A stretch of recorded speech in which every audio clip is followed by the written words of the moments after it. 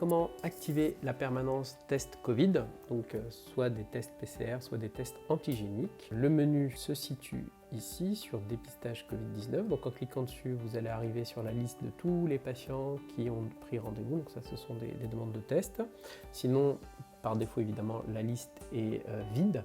Et vous avez ici, votre permanence est actuellement fermée. Donc comme pour le menu qui vous permet de gérer les permanences Covid-19 au cabinet, bien, vous cliquez ici et vous avez ce petit bouton ici qui vous permet d'ouvrir la permanence. Donc en cliquant, vous avez toujours ce petit message qui vous propose de télécharger une affiche, etc. Donc en cliquant dessus, vous avez pareil la même affiche qui vous permet d'indiquer, donc cette affiche qui permet d'être affichée directement sur, par exemple, la porte de votre cabinet, votre vitrine. C'est une affiche informative, elle n'a pas pour objectif de faire de la publicité.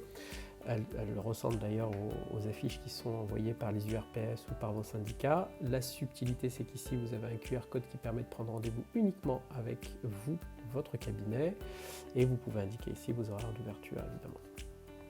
Sinon, comment ça fonctionne? Eh bien ici, vous devez évidemment indiquer le nombre de le nombre de tests antigéniques dont vous disposez et qui va au fur et à mesure se réduire en fonction des rendez-vous que vous avez qui ont été pris. L'objectif étant que les patients ne puissent pas prendre rendez-vous avec vous si vous n'avez plus de tests antigéniques, et pareil pour les tests PCR les kits de tests PCR que vous auriez à votre disposition. Ensuite ici vous allez pouvoir indiquer la durée approximative d'un test, c'est vous qui décidez. Donc voilà, 5 minutes, 10 minutes, 15 minutes, etc. Ça, c'est vous qui décidez. Et ensuite, vous avez deux façons de gérer. Soit vous ajoutez des permanences fixes. Imaginons que vous êtes ouvert tous les jeudis, vendredis à tel horaire, vous allez pouvoir le gérer ici. Sinon, et c'est le plus simple, ça fonctionne comme le module qui vous permet de gérer la vaccination au cabinet. Eh bien, vous allez indiquer par exemple que le samedi, vous allez faire des tests par exemple de midi à par exemple 13h30. Voilà. Hop.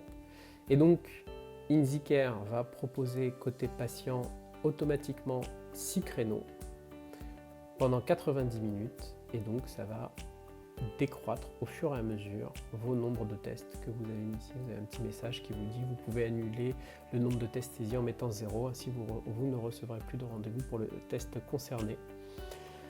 Voilà. Et donc du coup, vous allez pouvoir retrouver, comme je vous l'ai expliqué tout à l'heure, vos patients, les prises de rendez-vous, à chaque fois qu'il y a un rendez-vous, donc il y a un email qui est envoyé, un SMS, et ici vous allez pouvoir dire que le patient a été vu, donc il va ensuite disparaître de cette liste et il va se mettre dans les patients vus ici.